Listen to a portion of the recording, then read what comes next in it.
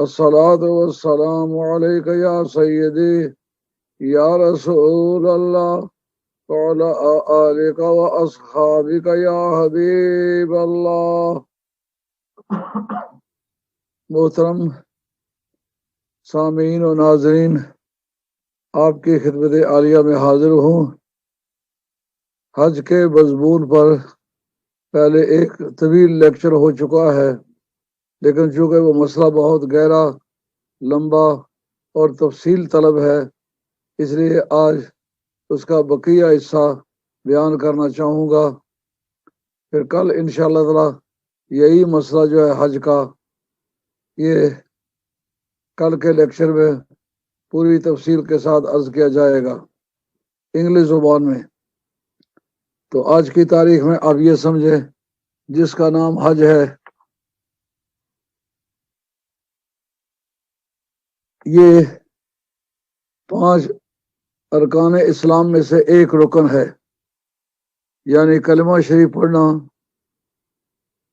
اور نماز پڑھنا، روزہ رکھنا، زکوٰۃ دینا، حج کرنا، یہ 5 ارکان اسلام ہیں. ان میں سے کسی ایک کا بھی منکر و مسلمان نہیں رہتا. مسلمان ہونے کے لیے اعتقادی طور پر اس کو فرض جاننا ضروری ہے. آدمی اس کا عمل کرے، اس عبادت کے مختلف ارکان ادا کرے، لیکن اس کے مجموعے کو وہ فرض سمجھے. اس کی ابتدا اس طرح ہوئی کہ 6 سال ہجرت میں حج فرض ہوا، اور اس کی فرضیت کے بارے میں سورہ مائدہ کی آیت نمبر 101 اس کے اندر ہے کہ سرکار بیان کر رہے تھے کہ حج فرض ہے. ایک صحابی اٹھے، وہ عرض کرنے لگے، یا رسول اللہ، کیا ہر سال حج فرض ہے؟ سرکار نے اپنا چہرہ مبارک دوسری طرف کر لیا. وہ صحابی، ان کو جستجو اتنی تھی کہ ان کو اطمینان نہ ہو سکا. پھر وہ سامنے آ گئے اور پوچھتے ہیں، یا رسول اللہ، کیا ہر سال حج فرض ہے؟ سرکار نے پھر ان سے توجہ ہٹا کے دوسری طرف توجہ فرما لی. پھر وہی صحابی تیسری مرتبہ حضور کے آمنے سامنے آ کے پوچھتے ہیں، یا رسول اللہ، کیا ہر سال حج فرض ہے؟ اس نقطے کو آپ نے یاد رکھنا ہے. اہل سنت والجماعت کا عقیدہ ہے کہ اللہ تعالیٰ نے جو معاملات سرکار کے سپرد کیے ہیں، ان کا معاملہ سرکار کے پاس ہے. سرکار اس کے اندر مختار ہیں، جب چاہیں اس کا اعلان فرما دے.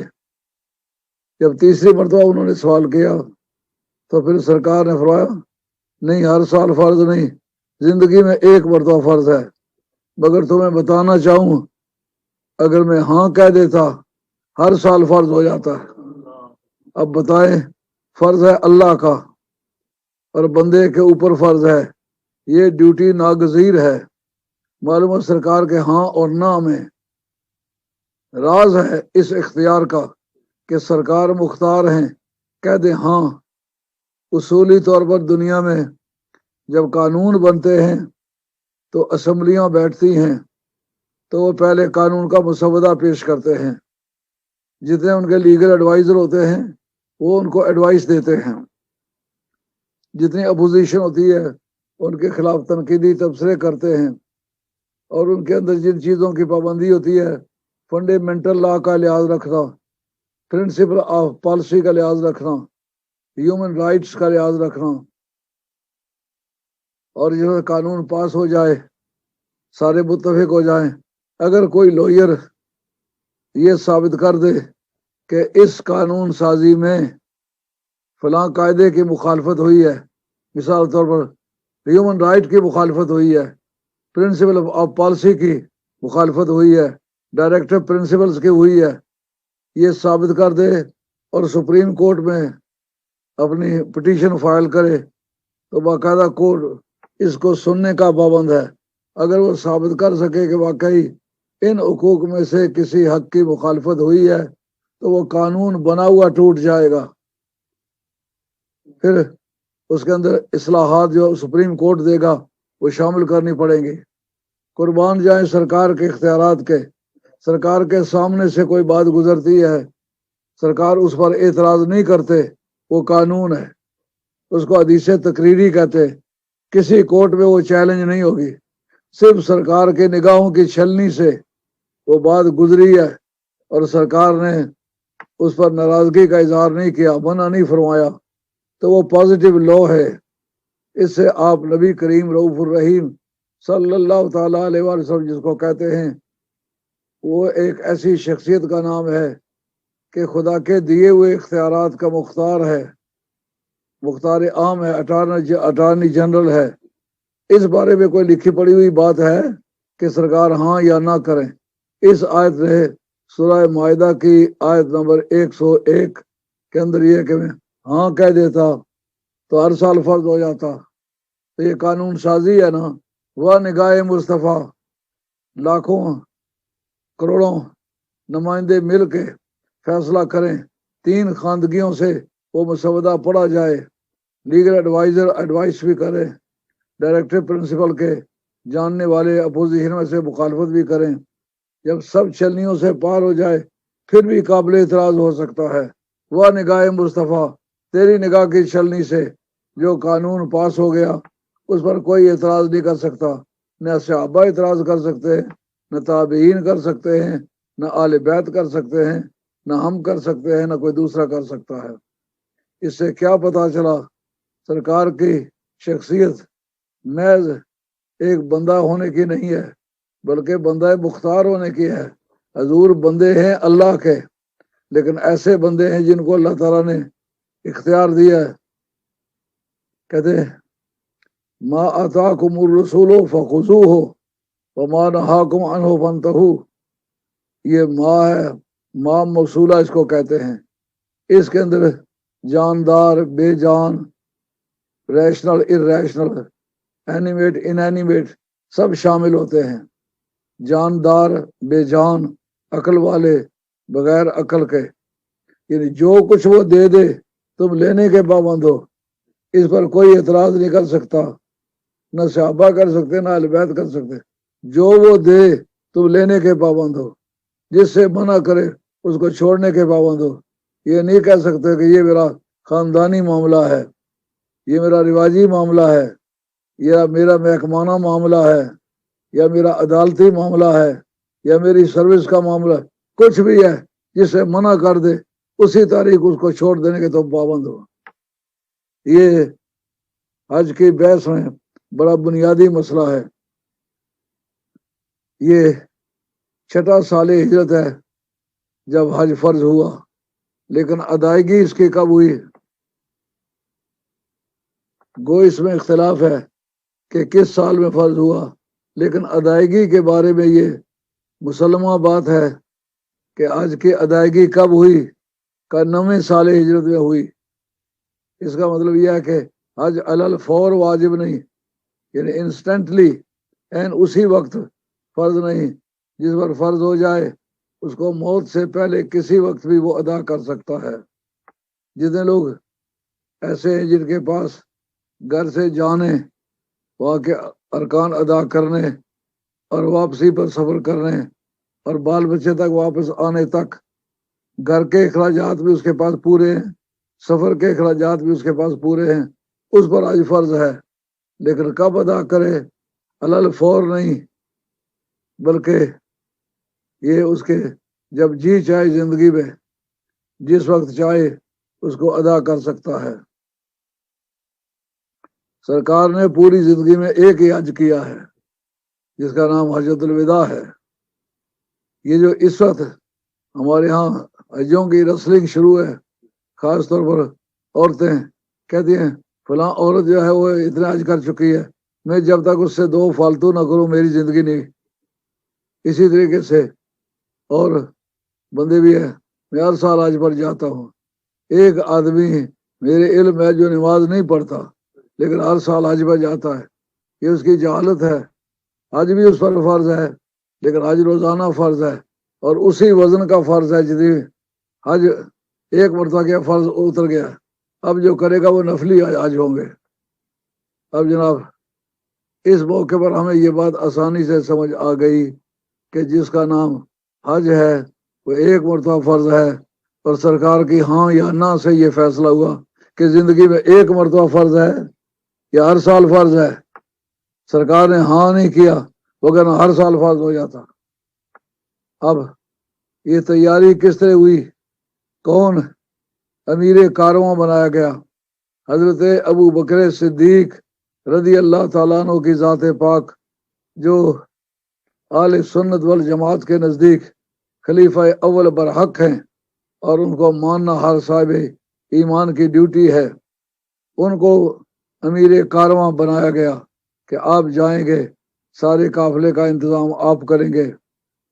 لیکن جس وقت وہ جا چکے ذوالحلیفہ، مدینہ طیبہ سے چند میلوں کے فاصلے پر ہے ذوالحلیفہ، اس وقت وہاں کوئی آبادی بھی وہاں تھی جس کا نام تھا ذوالحلیفہ، مگر آج کی تاریخ اس نام بیر علی ہے۔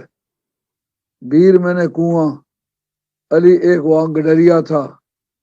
علی مرتضیٰ مراد ہوتے تو بدعقیدہ لوگوں نے اس کو ختم کر دینا تھا، لیکن وہ ایک گڈریے کے نام پر ہے، اس لیے چل رہا ہے، کسی نے روکا نہیں اس کو۔ جب وہاں پہنچ چکے، پیچھے سے سرکار نے اپنی اونٹنی جناب مولا مرتضیٰ کو دی اور کہا کہ تم جاؤ، اور سورہ توبہ کی چند آیات دی جن کا اعلان تم نے چل کے میدان عرفات میں کرنا ہے۔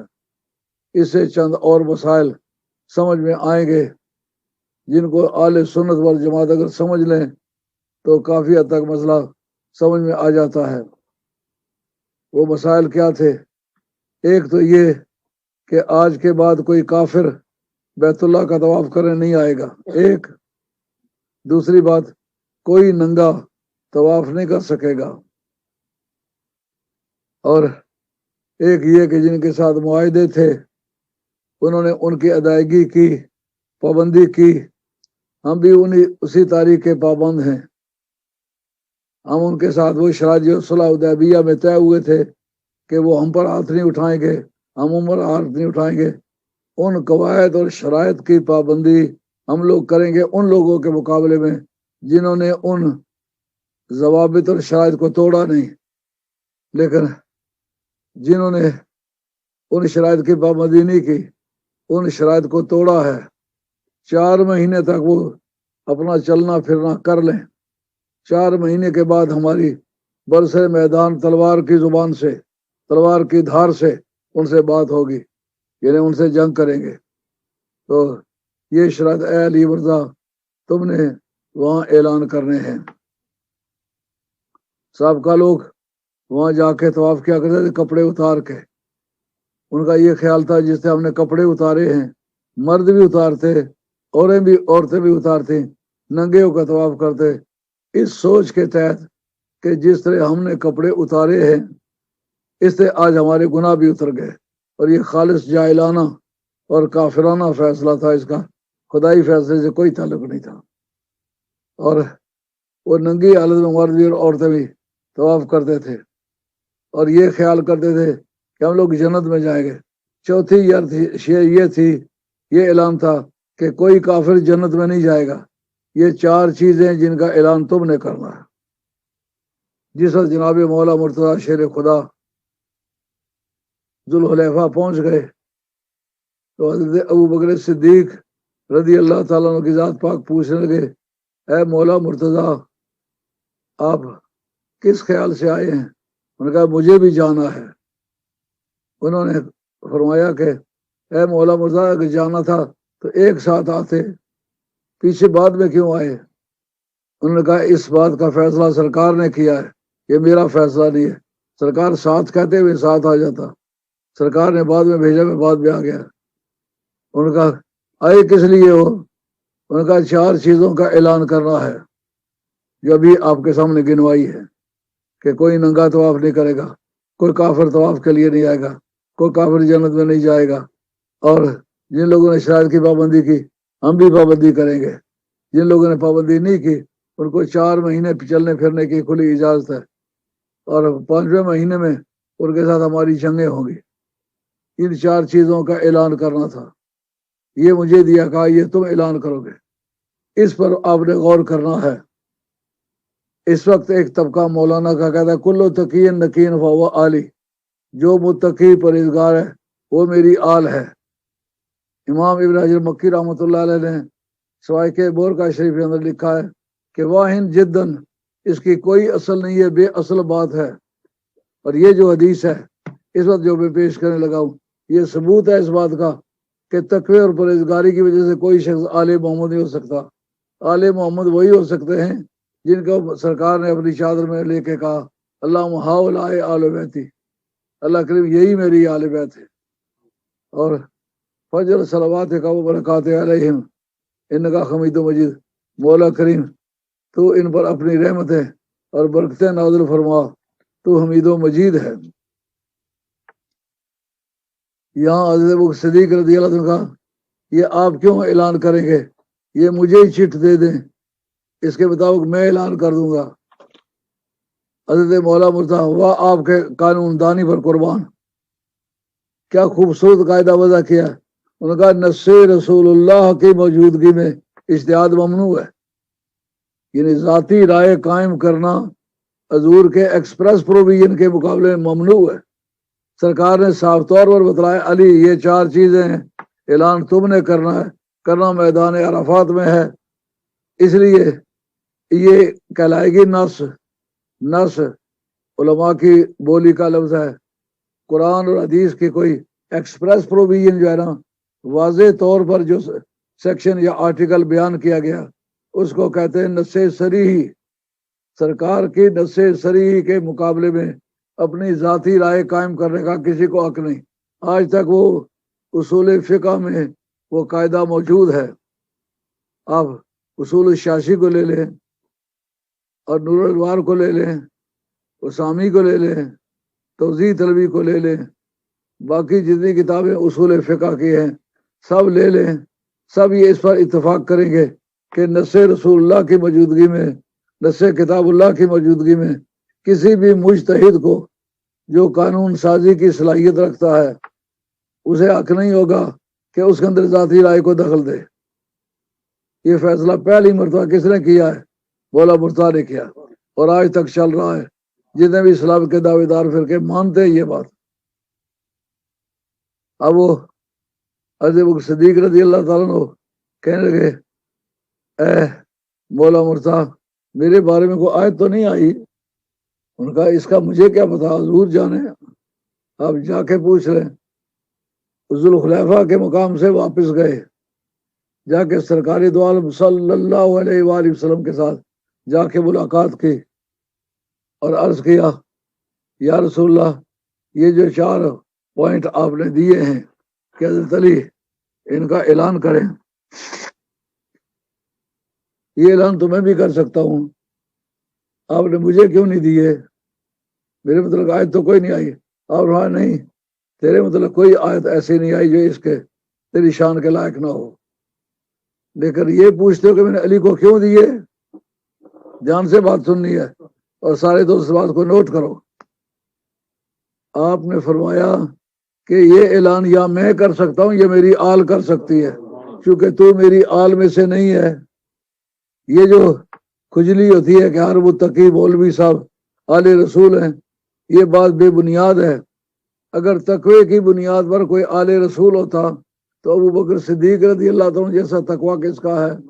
اگر وہ تقوی اور پرہیزگاری کی بنیاد پر آل بیت رسول نہیں بن سکے، آل نہیں بن سکے، تو تم نہیں بن سکتے، ڈاڑی جتنی مرضی ہے لمبی کر لاؤ، اس سے دوبارہ کچھ نہیں۔ اللہ سے ڈرو، صحابہ کی تعظیم کرو، اہل بیت سے محبت کرو، یہ ایمان کا راز ہے۔ اپنے آپ کو بیچ میں کھپانے کی کوشش نہ کرو۔ صحابی صحابی ہے، صحابی بننا چاہو بن نہیں سکتے ہو۔ آل بیت آل محمد ہے، آل محمد بن نہیں سکتے جس کو خدا اس گھر میں پیدا کرے، اس گھر میں پیدائش کی وجہ سے اس کو آل محمد کا ٹائٹل ملتا ہے۔ اب اس بات نے واضح کر دیا کہ نہ کر دیا؟ اس جگہ کئی مسئلے حل ہوئے جس میں آل محمد اور امت محمد میں فرق کیا گیا۔ بس مکہ شریف سرکار نے ہجرت فرمائی، مولا مرتضیٰ کو چھوڑا، اس تاریخ راستے میں جو خطرات پیش آ سکتے تھے، علی مرتضیٰ اپنے بچپن سے لے کر کے شجاعت شعار سے، یعنی آپ کی بہادری کے آثار آپ پر نمایاں تھے. راستے کے لیے تو وہ فٹ ہو سکتے تھے، لیکن کہا راستے میں مجھے بندہ چاہیے. اور تفسیر حسن عسکری جو اہل سنت کی تفسیر ہے، لیکن شیعہ بھی مانتے ہیں، کیونکہ جناب امام حسن عسکری صاحب کی طرف منسوب ہے، اس لیے شیعہ بھی مانتے ہیں کہ یہ تفسیر صحیح تفسیر ہے. اس کے اندر ہے کہ اوحی الی النبی صلی اللہ علیہ وسلم ان یستصحب ابا بکر فانہ یوفی بہ فی السراء والضراء فی السفر والحضر. تفسیر حسن عسکری کا حوالہ ہے کہ سرکار کی طرف وہی ہوئی کہ آپ ابو بکر صدیق کو ساتھ لے جائیں، کیونکہ یہ آپ کا وفادار ہوگا، رنج میں بھی، رات میں بھی، سفر میں بھی، حضر میں بھی. یہ جتنے بھی سننے والے ہو، حضرت ابو صدیق رضی اللہ عنہ کے کیریکٹر پر، ان کی عظمت پر اہل سنت کا تو کوئی اعتراض ہو سکتا ہی نہیں. لیکن شیعہ حضرات جو ہیں وہ تفسیر حسن عسکری کا یہ حوالہ تلاش کریں. جس جگہ ہجرت کی بحث ہے، جس جگہ سورہ توبہ میں ہجرت کا ذکر ہے، ثانی اثنین اذ ہما فی الغار، اس مقام پر یہ تفسیر اٹھا کے دیکھے. اس جگہ حضرت ابوبکر صدیق کی شان میں یہ حوالہ موجود ہے. پھر ان کو بھی حضرت ابوبکر صدیق رضی اللہ تعالیٰ کے بارے میں اپنا سینہ صاف کر لینا چاہیے. لیکن ڈیرے پر کیوں چھوڑا جناب حیدر کرار کو؟ کہا ایک تو وہ ڈیرے پر بیت کے اندر رہنے کی ضرورت ہے، تو بیت میں وہ رہے گا جو اہل بیت میں سے ہے، ایک. دوسری یہ کہ کافر باوجود کافر ہونے کے، سرکار کے امین ہونے کا، دیانتدار ہونے کا، صاحب کردار ہونے کا اعتراف کرتے تھے کہ اپنی امانتیں سرکار کے پاس چھوڑی ہوئی تھی، کہ جو امانتیں کے پاس چھوڑیں گے ضائع نہیں ہوگی. واہ محبوب کریا تیرے کردار پر قربان. کلمہ پڑھنے والے لوگوں کو اپنی امانت اور دیانت کے بارے میں سرکار کی سنت کو اپنانا چاہیے کہ دوستوں اور دشمنوں میں نام ہو کسی کا کہ یہ باوجود اس کے کہ ہمارا دشمن ہے، لیکن یہ جھوٹا نہیں ہے، بددیانت نہیں ہے، کردار کا کھوٹا نہیں ہے، یہ کسی کے معاملے میں خیانت کرنے والا نہیں. جس طرح سرکار کے دشمنوں نے سرکار کو امین سمجھ کے امانتیں لاکھوں روپے کی ان کے پاس چھوڑی ہوئی تھی، سرکار کا فرمانا تھا لا یؤدی انی احد الا انا او علی، کہ کوئی چیز میں اگر دوں، کسی کی کوئی چیز میرے پاس میں ادائیگی کروں یا میں ادائیگی کروں تو ویلڈ ہے، یا علی کرے تو آپ کریں تو آپ تو اصل ہیں، علی کیوں کرے؟ کہا اس لیے کہ علی میرا اٹارنی جنرل ہے، میری طرف سے ادائیگی وہ کر سکتا ہے کیونکہ وہ میری آل میں سے ہے. تو ثابت ہوا آل کا فیصلہ ایک جگہ نہیں سینکڑوں جگہ ہوا ہے، اور اس کا انکار نہیں کیا جا سکتا. تو اس جگہ جو حضرت نبی کریم صلی اللہ علیہ وسلم نے یہ فیصلہ فرمایا کہ تو اس لیے وہاں اعلان نہیں کر سکتا کہ تو میری آل میں سے نہیں ہے، علی کرے گا، یہ میری آل میں سے ہے. تو علی مرتضیٰ نے میدان عرفات میں جا کے اس کا اعلان کیا. اس نے ثابت کر دیا، ایک ٹھوس حقیقت ہے، اس کو تمام تفاسیر نے بھی لکھا ہے، اور کئی لوگوں نے ایسے کچل کے بیان کیا تاکہ یہ بات واضح نہ ہو. لیکن علامہ بدر الدین عینی جن کا صنفات 854 ہے، انہوں نے 25 جلدوں کی بخاری کی شرح لکھی ہے، اس کے اندر یہ لکھا ہوا موجود ہے کہ تو چونکہ میری آل میں سے نہیں ہے اس لیے تو اعلان نہیں کر سکتا، علی میری آل میں سے ہے اس لیے وہ اعلان کرے گا. اب تعصب مذہب میں کوئی شے نہیں ہے، مسلمان ہے تو ما آتاکم الرسول فخذوہ، جو رسول نے دیا اس کو لے لو، وما نہاکم عنہ فانتہوا، جس سے رسول منع کر دے اس سے منع ہو جاؤ، باز آ جاؤ. اپنے اختیارات تمہارے پاس نہیں ہے. اگر کلمہ پڑا ہوا ہے تو پھر سرکار کے اختیار اور قانونی بالادستی کو تسلیم کرو. دیکھیں قرآن کہتا ہے فاستشہدوا شہیدین من رجالکم فإن لم یکونا رجلین فرجل وامرأتان ممن ترضون من الشہداء ان تدل احداہما فتذکر احداہما الاخری، قانون شہادت بیان کرتے وقت رب نے کہا تم مردوں آکڑوں بالغوں میں سے آزادوں میں سے 2 گواہ مہیا کرو، اور اگر 2 مرد نہ ملیں، ایک مرد اور 2 عورتیں مل کے شہادت دے تو قابل قبول ہے۔ لیکن حضرت خزیمہ انصاری رضی اللہ تعالیٰ عنہ سرکار نے ان کا مطلب فرمایا من شاہد لہ خزیمہ فہو خصبہ، اس ایک کی شہادت برابر 2 کے ہے۔ قرآن کہے 2 سے کم کی شہادت قابل قبول نہیں، یا ایک مرد اور 2 عورتوں سے کم کی شہادت قابل قبول نہیں۔ جس وقت قرآن مجید کو کمپائل کیا جانے لگا، ایک ہے قرآن مجید کا جمع کرنا، ایک ہے قرآن مجید کا ترتیب دینا، اس کا نام ہے کمپیلیشن۔ جو ترتیب دینا اس کا نام ہے کمپیلیشن۔ حضرت عمر فاروق رضی اللہ تعالیٰ نے حضرت ابو بکر صدیق رضی اللہ تعالیٰ کے سامنے یہ تذبیح پیش کی کہ جو جنگ ہوئی ہے یمامہ میں 70 سے زیادہ صحابہ جو حفاظ تھے شہید ہو گئے۔ اگر ایسی 1-2 جنگیں اور ہو گئی تو یہ جو سینوں میں پرنٹنگ پریس ہے یہ ختم ہو جائے گا۔ یہ جو کاغذوں میں پرنٹنگ پریس ہے اس کا موجود کیکسٹن ہے، اور 3 صدی ہجری میں یہ دریافت ہے، 7ویں صدی عیسوی میں اس نے ایجاد کیا ہے۔ اور اسلام میں پیپر انڈسٹری عباسیہ کے دور میں جو ہے انسٹال ہوئی ہے، پیپر انڈسٹری کا وجود ہی نہیں تھا۔ تو اب سوال اٹھتا ہے کہ اس کو کس طرح کیا جائے، اور بدعت کی تعریف یہ ہے احداث ما لم یکن فی عہد رسول اللہ صلی اللہ علیہ وسلم، جو چیز بھی سرکار کے دور میں نہیں تھی اس کو بعد میں شروع کیا گیا وہ بدعت ہے۔ یہ حوالہ ہے امام نبوی کی تہذیب الاسماء واللغات کا۔ کیا ہے یہ بات سمجھنے کی ہے، احداث ما لم یکن فی عہد رسول اللہ صلی اللہ علیہ وسلم، جو بھی چیز خواہ عبادت ہے، خواہ ریاضت ہے، خواہ لینا دینا ہے، خواہ وہ معاملات ہیں، خواہ وہ عبادات ہیں، کوئی سی بھی ہے حضور کے دور میں نہیں تھی بعد میں وہ بدعت ہے۔ اچھا، اب حضرت ابو بکر صدیق رضی اللہ عنہ کا جو جواب ہے ان کے مقابلے میں دیکھیں کتنا دلچسپ ہے۔ ان کا کیف افعل ما لم یفعلہ رسول اللہ صلی اللہ علیہ وسلم، یہ بخاری کا متن ہے، میں وہ کام کیسے کروں جو سرکار نے نہیں کیا۔ اس کا مطلب یہ ہے کہ صحابی کو بھی بدعت کرنے کی اجازت نہیں تھی، وہ ڈرتے تھے۔ جو ان کا علیکم بسنتی وسنت الخلفاء الراشدین المہدیین، اس سے مطلب یہ ہے میری سنت بھی تمہارے لیے سنت ہے اور میرے خلیفوں کی سنت بھی سنت ہے۔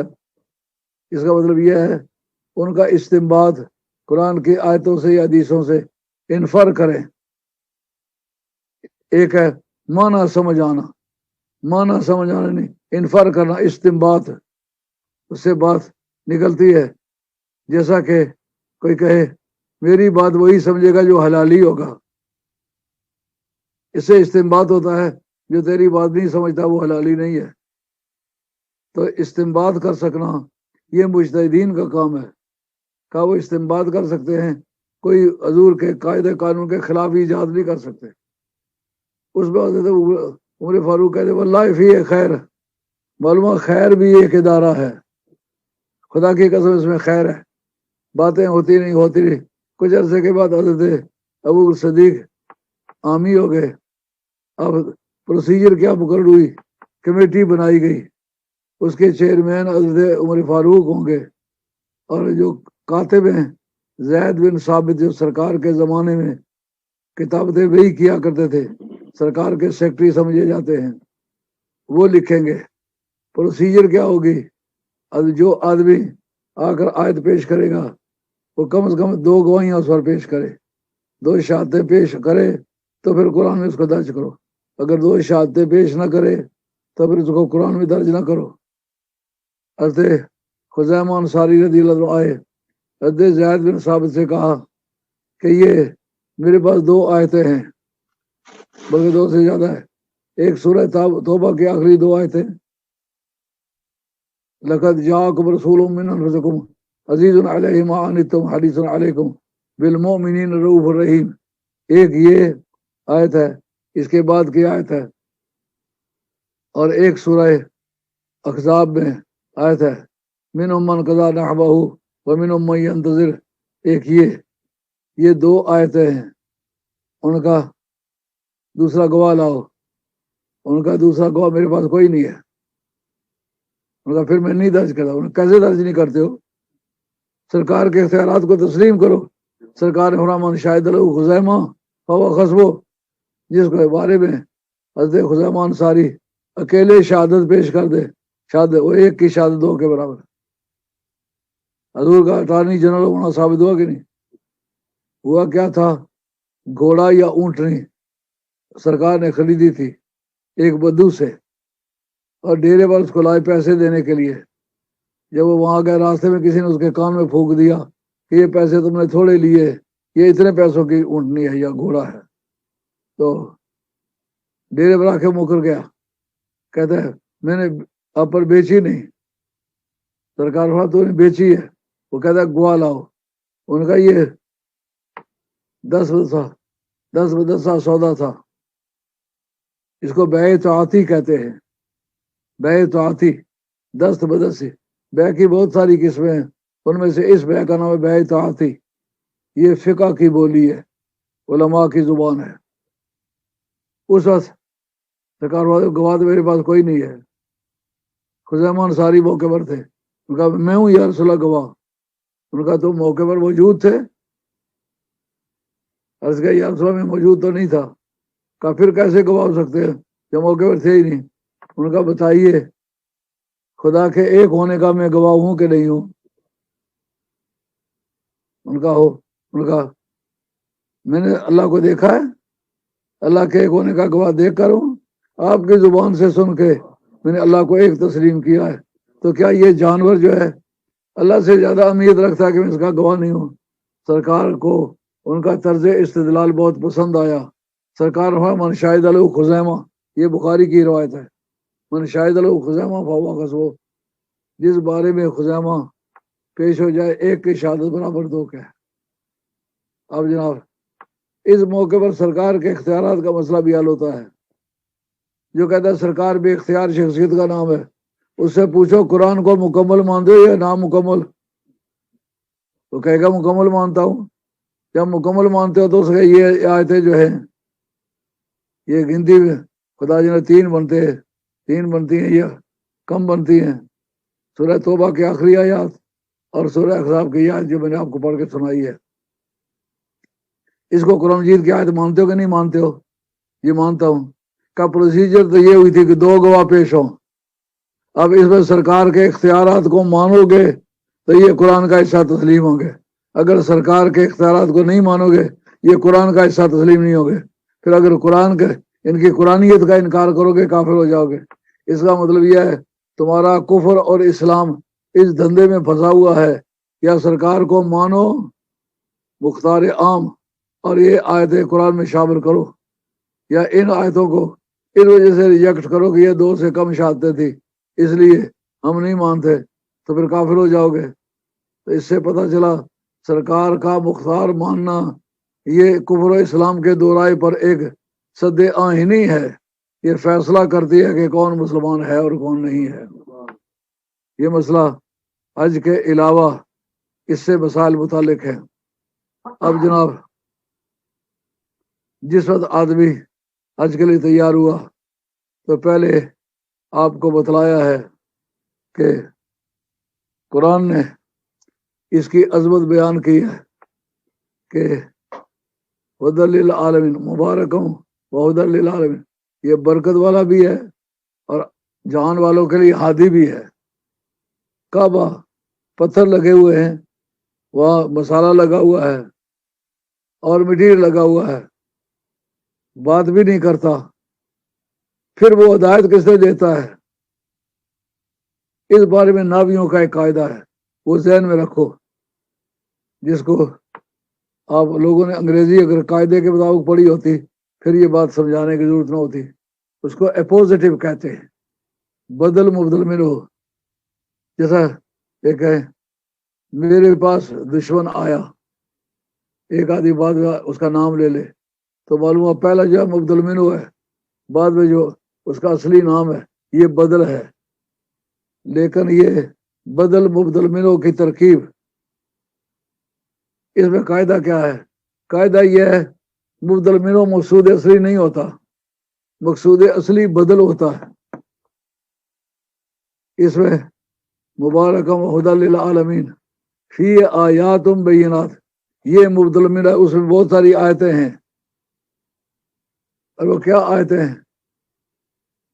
مقام ابراہیم، وہ جناب ابراہیم علیہ السلام کے کھڑا ہونے کی جگہ ہے، یہ بدل ہے۔ تو معلوم آیاتم فی آیاتم بینات، یہ مبدل منو ہے، مقصود اصلی وہ نہیں ہے، مقصود اصلی مقام ابراہیم ہے۔ کیا مطلب؟ کعبے کی جتنی نشانیاں ہیں وہ نبی کے تعلق کی پابند ہیں، اس لیے نبی کا قدم جو ہے یہ اس سے بدل واقع، یہ مقصود اصلی ہے۔ اور قرآن مجید کا من دخل ہو کان آمنا، جو اس میں داخل ہو جائے وہ امن والا ہے۔ اس موقع پر یہ بات بڑی سمجھنے والی ہے، امام ابو حنیفہ کا اور امام شافعی کا اختلاف ہے۔ امام ابو حنیفہ کہتے ہیں جو قاتل اندر چلا جائے اس کو اندر سے گرفتار نہیں کیا جا سکتا، کوئی زانی اندر چلا جائے اس کو زنا کی سزا اس کے اندر نہیں دی جا سکتی، نہ اس کو گرفتار کیا جا سکتا ہے۔ اللہ حاصل کیا، کسی وجہ سے اس کا قتل واجب ہو جائے، مرتد ہو گیا ہے، داخل ہو گیا ہے کعبے میں، تو اس کو وہاں سے گرفتار نہ کیا جائے، یہ امام صاحب کا مذہب ہے۔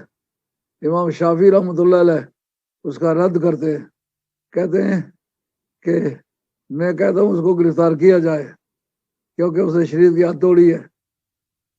امام ابو حنیفہ کہتے ہیں ثبوت لاؤ، ان کا ثبوت لاتا ہوں آپ کے کلام سے۔ امام ابو حنیفہ پر اعتراض کر کے ایسی ضرب ماری کہ دکر دکر دل بجنے لگے۔ ان کا آپ نے کہا ہے جو حرم کعبے شریف کے اندر کسی کو قتل کر دے یا کعبے کے اندر مرتد ہو جائے اس کو قتل کیا جائے اندر ہی، یہ بات آپ نے کیوں کہی ہے؟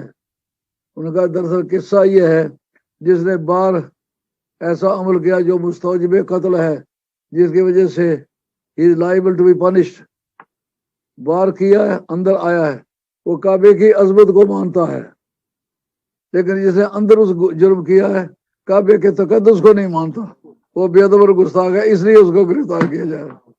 یہاں اگر امام ابو حنیفہ کی فقاہت کی بالادستی تسلیم ہو گئی، اور قرآن نے بیان کیا ہے مبارکن، پہلا آل واقع ہوا ہے بودیا سے، ان اول بیت وضع للناس، پہلا گھر جو لوگوں کے لیے بنایا گیا ہے، اس کے اندر ایک ضمیر ہے وضع، بنایا گیا ہے، وہ پرسنل پروناؤن ہے اور چھپی ہوئی ہے، اس کو ضمیر مستتر کہتے ہیں ناوی لوگ۔ میری تقریر سمجھنے میں دقت ہوتی ہے تھوڑی، لیکن فن کی روح سے بات سمجھی جائے پھر اعتراض باقی نہیں رہتا، پھر جو اعتراض کرے گا وہ قاعدہ پیش کرے گا، قاعدہ نہیں پیش کر سکتا۔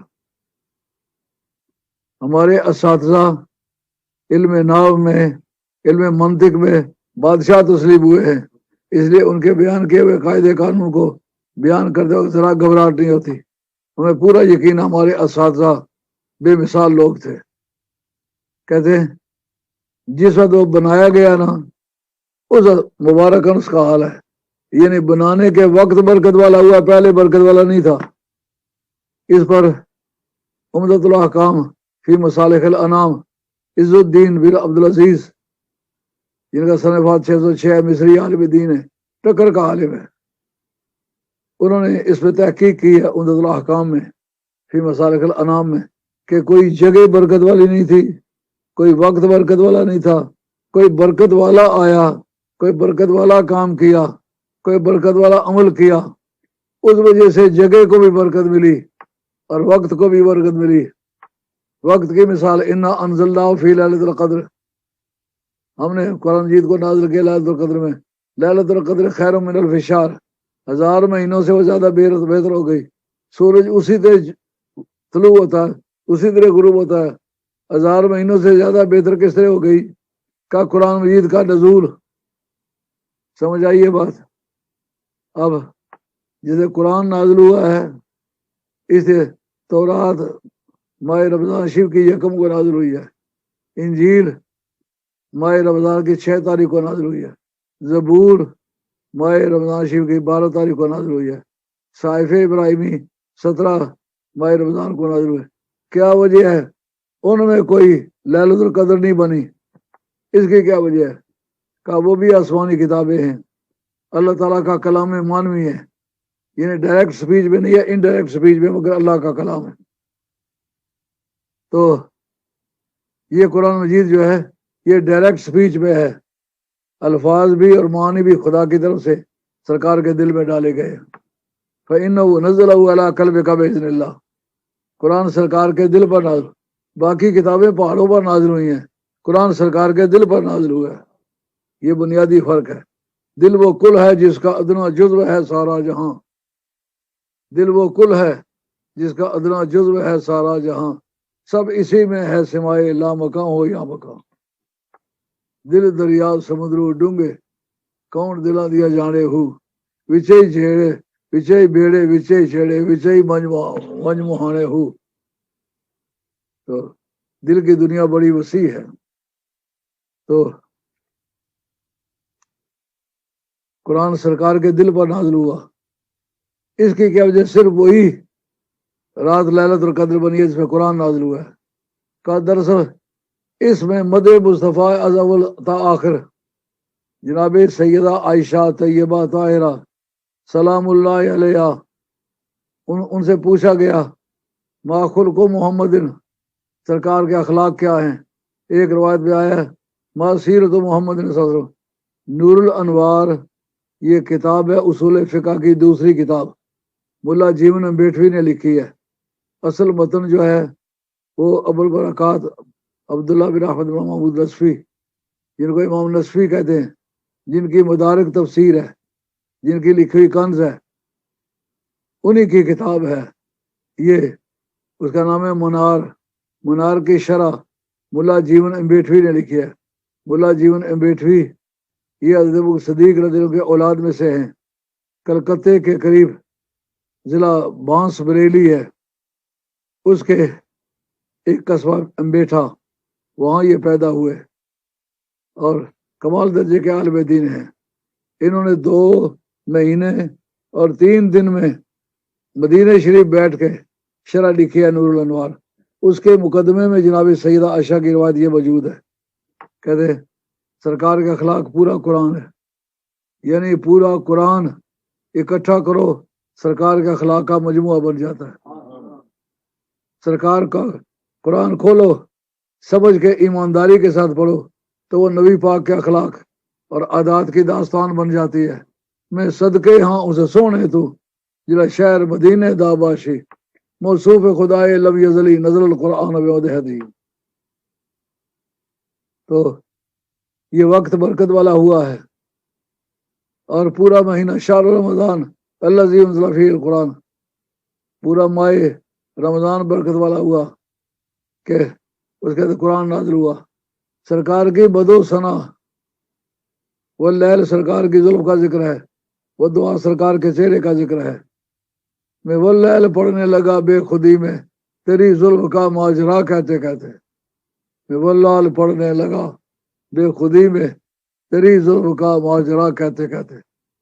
कितना ज़ौक़ आता ये बात कहते वक्त, मैं वो लैल पढ़ने लगा बेखुदी में तेरी जुल्फ़ का माजरा कहते कहते। सुभान अल्लाह। सरकार का चेहरा वो दुहा है और सरकार की जुल्फ़ वल्लैल है। जुल्फ़े वल्लैल दे पेच देखो कंगी व दुआ आके संवार दी है। सुभान अल्लाह। काली जुल्फ़ महबूब दी की दसा की हकीकत शबे तार दिए लखा आन यूसुफ जान बेचने नू चलो छड़ो गल की विसर बाजार दिए। सैयद सोने सारा जहान सोना मगर निस्बत देखे हुए गुल थे खार दिए। ये मेरा अपना कलाम है। तो मालूम मद मुस्तफ़ा होने की निस्बत से आसमानी किताबों में इसका इम्तियाज है। ला रतबिन वला याबिसन इल्ला फी किताब मुबीन, सारे कानून भी बयान कर दिए, लेकिन हर कानून के अंदर इश्क मुस्तफ़ा का रंग भर दिया है। तो इसलिए वक्त बरकत वाले हुए, जगह बरकत वाली हुई। बस यहाँ से चिड़िया बूदिया वो बनाया गया है, आगे अब मुबारकन, ये उसका हाल है। इस हालत में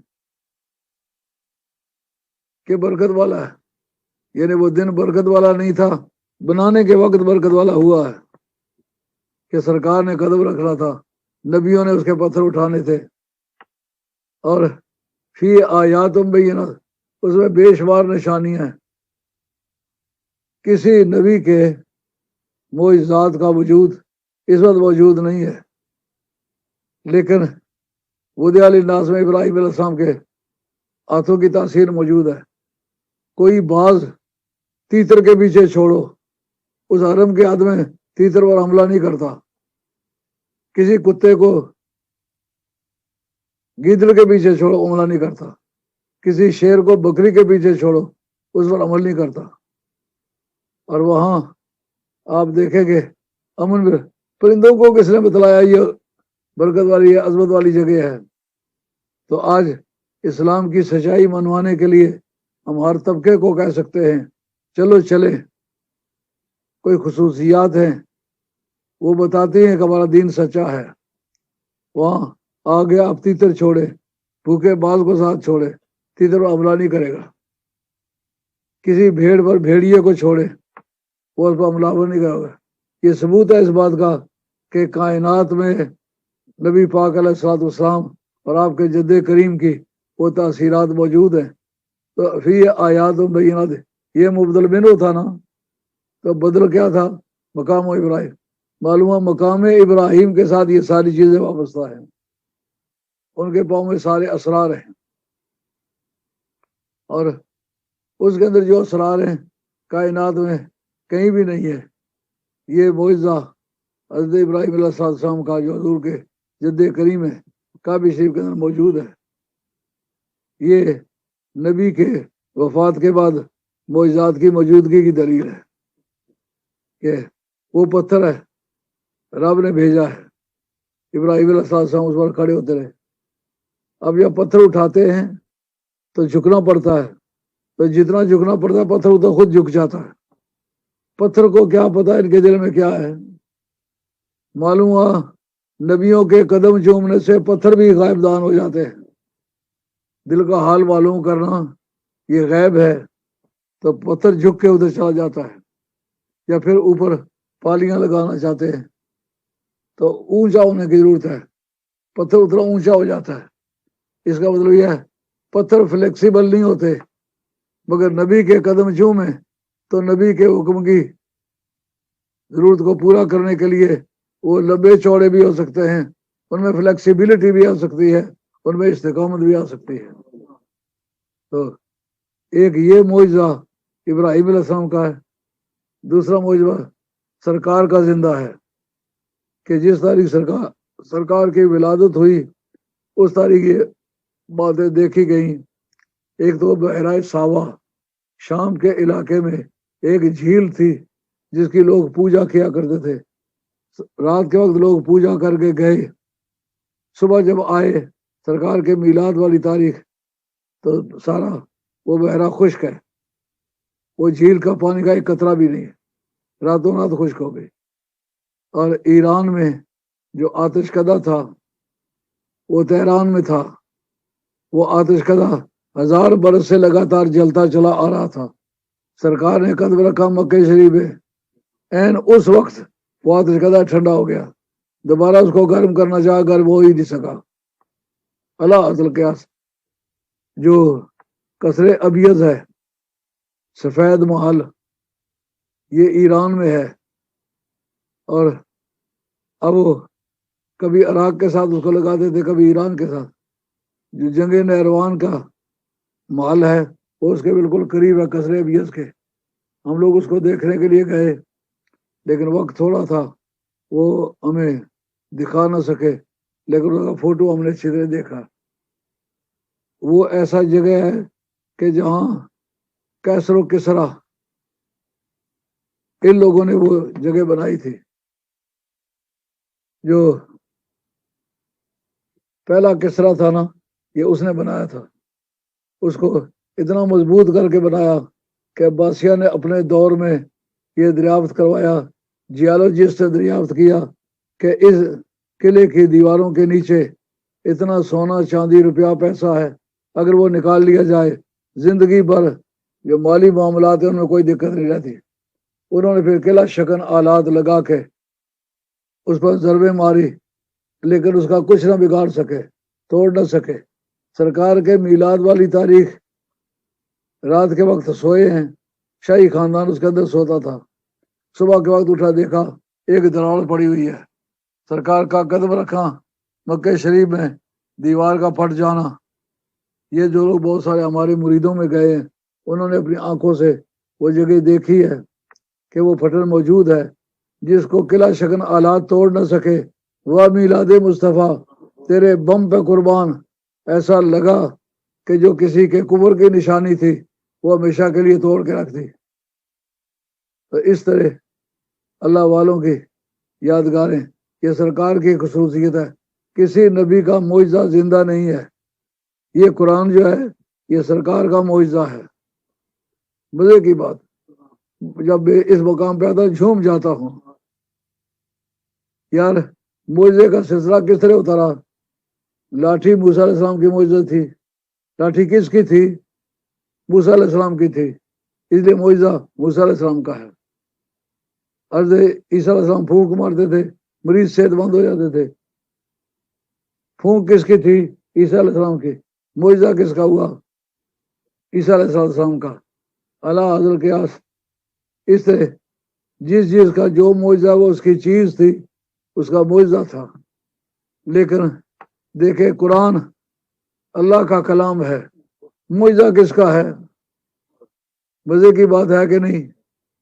کہا کہ یہ باتیں میری یاد رکھو، جس جگہ آپ کسی میدان میں یہ آئیڈیا ایکسپریس کر سکیں گے، سامعین کو ماننا پڑے گا، علماء کو ماننا پڑے گا کہ ان کے استاد نے کوئی جستجو کی ہے، کوئی بہت مسکین شخص تھا لیکن اس نے راتیں جاگ کے گزاری ہے۔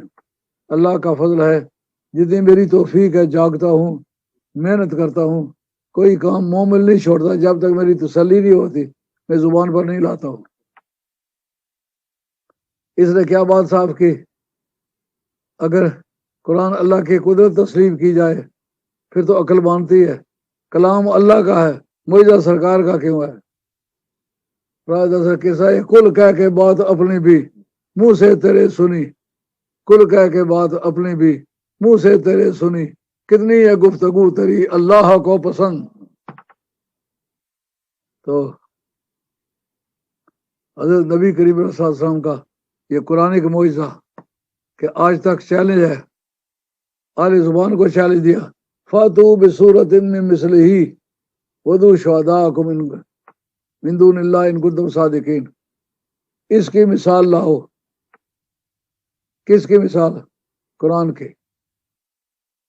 علامہ شوکانی نے ایک بڑی مزیدار بات اس جگہ لکھی ہے فتح القدیر میں، شوکانی کی تفسیر فتح القدیر مدینہ طیبہ یونیورسٹی میں کلیات میں لگی ہوئی ہے، یونیورسٹی کے اندر کلیہ شریعہ میں بھی لگی ہوئی ہے اور کلیہ دعویٰ میں بھی لگی ہوئی ہے، بڑی بہت بار مانی جاتی ہے، اور اس کو تمام علماء دیوبند، علماء اہل حدیث، یہ علماء اہل حدیث تو اپنے آپ کو اس کے سلسلے کے پابند سمجھتے ہیں۔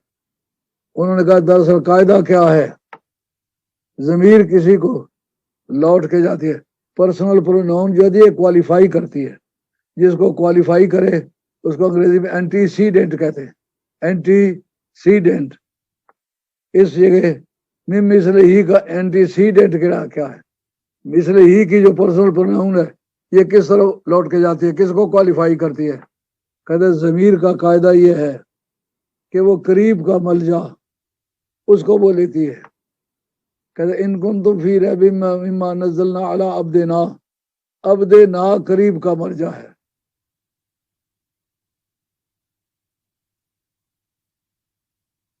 یعنی جس طرف لوٹ کے جانا ہے وہ عبدنا ہے. وہ کہتا ہے مما نزلنا، یہ دور ہے. اگر ماں کی طرف اس کو راجے کرے بوڑھے، وہ دور ہے. قریب کیا ہے؟ عبدنا. یعنی تم اس صورت میں بڑی جو قرآن کی صورتیں ہیں، اور تمہیں قرآن یہ کہہ رہا ہے صورت مصطفیٰ لاؤ. میں سونے یہاں، میں صدقے یہاں اس سونے تو جرا شہر مدینے داباشی موصوب خدائے لم یزلی نزل القرآن بیودہدی. خواجہ خواجگان سید السادات پیر میر علی شاہ صاحب گولوی رحمۃ اللہ علیہ فرماتے ہیں اس صورت نو میں جان آکھاں. ان کا تم اور صورت کے پیچھے بڑی صورت اور ہے یہاں.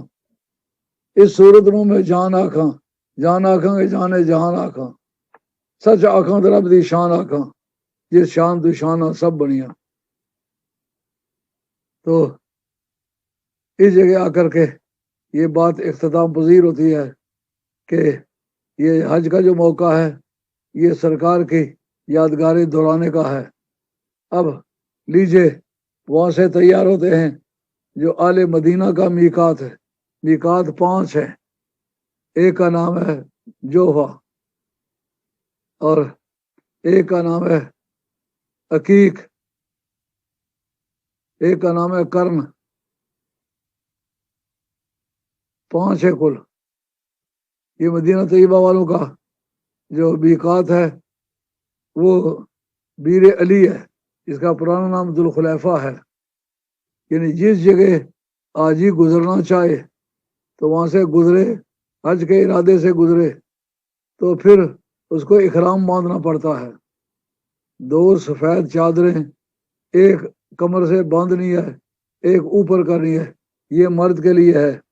مرد اپنے باقی سارے کپڑے اتارے. کرنیل ہے، جرنیل ہے، وزیر اعظم ہے، کوئی جو بیج ہے اپنے محکمے کے وہ اتارے.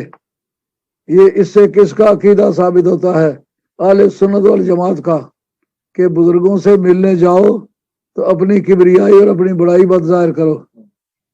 کئی پیر میرے پاس آتے ہیں، کافی سارے بندے ساتھ لاتے ہیں جسے پتہ چلے کہ یہ بڑے باوقار پیر ہے. ان کو منع کر دیا ہے کہ میرے پاس ایسی حالت میں ہرگز نہ آئے. آتے تو سیدھے جیسے بندے آتے آئے. مجھے یہ بات اپیل نہیں کرتی. اگر بزرگ سمجھ کے ملنے آئے ہو تو یہ ساتھ آپ نے شو آف کیوں کیا ہوا ہے؟ تو مسکینوں والی صورت. اچھا کیا ہے کہ تم نے جوتا پہننا ہے، لیکن ایسا جوتا نہیں پہنا جس کی ایڑی ہو، اور اس کا اوپر کا جو برج آف فٹ ہے یہ بھی ننگا ہو. اب آڑی ایڑی بھی ننگی ہو، برج آف فٹ بھی ننگا ہو، تو پھر ایسا جوتا تو پاگل پہنتے ہیں. جو عشق گلی میں رہتے ہیں انہیں بورے بورے کہتے ہیں، جو تن من پیا پہ وارے نہیں مکتی کا بھونگ رچائے کیوں. مسکینوں اور سادہ لوگوں کی شکل اختیار کرنی پڑتی ہے. تو پکارے کوئی دتکارے کوئی، دیوانہ سمجھ کے مارے کوئی، میں بن کے بھکاری پھرتا پھروں طیبہ کے بھرے بازاروں میں. اپنی ہستی کو مٹا. تم نے پی کیپ پہنا ہوا ہے اتارو، شاہی تاج پہنا ہوا ہے اتارو، کرنیلی جرنیلی کے بیج پہنے ہوئے ہیں اتارو. اچھا اب اس سے پہلے نہا لو جب احرام باندھتے ہو، خوشبو لگا لو. لیکن احرام باندھنے کے بعد نہ خوشبو لگا سکتے ہو نہ سر کو ڈھانپ سکتے ہو. یہ ایک عشق کا کورس ہے. پہلا اس کا کہتے ہیں فلاں تو فلاں کے کلمے پڑھنے لگا ہے. پہلا رکن اسلام کا کلمہ پڑھنا. دوسرا 5 وقت کی نمازیں پابندی سے پڑھنا. یہ بھی عشق کا ایک کورس ہے. فلاں فلاں کا اتنا دیوانہ ہے کہ 5 وقتوں میں اس کے دروازے پر دھکے کھاتا پھرتا ہے. یہ 5 وقت کی نمازوں کے لیے آتا ہے. یہ محبت کا دوسرا کورس شروع ہو گیا ہے. ابھی دنیا سو رہی ہوتی ہے، وہ اٹھ کھڑا ہوتا ہے. وہ آرام کا وقت ہے. جب لوگوں کو آرام ملتا ہے، اس کو آرام اس پر حرام ہو جاتا ہے، یہ سیدھا نماز پر جاتا ہے. اچھا اس کا اگلا کورس ہے روزہ، فلاں فلاں کا اتنا دیوانہ ہے کہ وہ اس کو خوش کرنے کے لیے بھوکیں کاٹتا ہے، ہونٹ خشک ہیں، اشکارا شش نشانی سر بسر، آہ زرد و رنگ زرد و چشم تر، گر ترا پرسد کے دیگر سے کدام، کم خورو کم گفتن و خفتن حرام، کم کھانا بھی ایک عاشقی کی نشانی، فلاں فلاں کا اتنا شدائی ہے اس کے لیے بھوکیں کاٹتا ہے۔ اچھا اب کورس رہ گیا ہے حج والا، پہلے زکوٰۃ کر لو، فلاں فلاں کا اتنا دیوانہ ہے کہ اس کی خوشی کے لیے اپنے پیسے اٹھا کے غریبوں مسکینوں کے دروازے پر حاجت بند بن کے جاتا ہے، جا کے زکوٰۃ دے کے آتا ہے، فطرانہ دے کے آتا ہے۔ یہ پاگلوں کا کورس ہے، لیکن یہ محبت کا وہ درجہ ہے جس جگہ چل کر اپنے محبوب کی رضا کے سوا کوئی چیز مطلوب نہیں ہوتی۔ حیدر نچ کے یار منا لئیے پوے لوگ آنکھیں پیڑی کنجری ہے، این عشق جنہاں دے خیال پیا، کھیڑاں پھل گئیاں، سرما پایا سی یار دے ویکھڑے نو، ہنجو ڈل گئیاں، میری مہندی تھی اترے فلیل والی، زلفاں کھل گئیاں، علی حیدرا یار دے عشق اندر ہنجو ڈل گئیاں۔ کہ یہ محبت کا کورس ہے، 5 ارکان اسلام جو ہیں یہ محبت کا کورس ہے۔ اب حج کرنے کے لیے کہا فلاں فلاں کا اتنا دیوانہ ہے، اب کپڑے اسے اتار دیے، سر ننگا ہے، پاؤں سے ننگا ہے، پاؤں سے ہماری پٹواری زبان میں اس کو کھسرا کہتے ہیں، جس کا جوتا نیچے سے بھی ٹوٹا ہوا ہو اوپر سے بھی ٹوٹا ہوا، پورا پیر جوتے میں نہ جاتا ہو، ایسے جوتے کو پٹواری زبان میں کھسرا کہتے ہیں۔ تو اب وہ کھسرے پہنتا ہے، اب وہ کسی کام کا نہیں ہے۔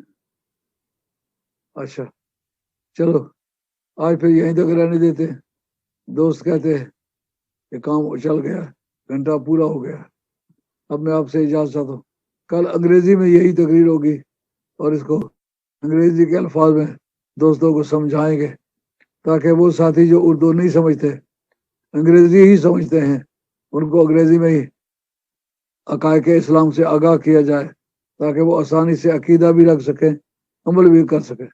آپ کو سمجھ آئی ہے کہ حج کے موقع پر کتنے عقائد سامنے آئے ہیں، کتنے مسئلے حل ہوئے ہیں؟ یہ آپ تفسیر پڑھے تو ایسے بہت کم ملے گا۔ آئیے کوئی ہم نے معلومات کہیں سے لی ہیں، کہیں عقائد سے لی ہیں، کہیں عبادات سے لی ہیں، کہیں معاملات سے لی ہیں، کہیں لینگویج سے لی ہے، کہیں کس سے۔ بارہ اللہ قبول فرمائے، اللہ میرا اور آپ کا خاتمہ سچے دین پر کرے۔ وما علینا الا البلاغ المبین وآخر دعوانا ان الحمدللہ رب العالمین برحمتک یا ارحم الراحمین۔